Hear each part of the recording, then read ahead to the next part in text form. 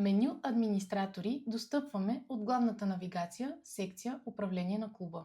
Чрез това меню се добавя и редактира администратор към клуб. Тук има 3 секции настройки, които определят правата на всеки администратор. Настройки за анулиране. Според избраната опция в тази секция, администраторът ще може или няма да може да анулира резервации. Настройки цени. В тази секция се определя дали администраторът може да променя цени, когато добавя нова резервация, както и дали ще може да вижда и редактира бонуса за треньорите.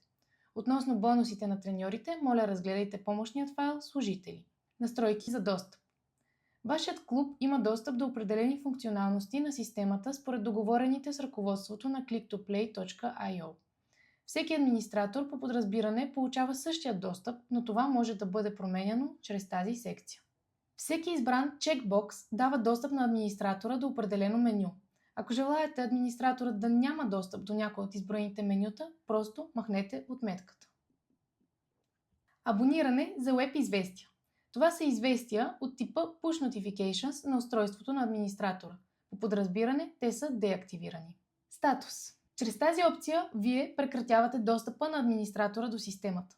Моля имайте предвид, че създаден администраторски профил може само да бъде деактивиран. Изтриване не е възможно, тъй като профил на администратора може да е свързан с много предишни действия, за които има история.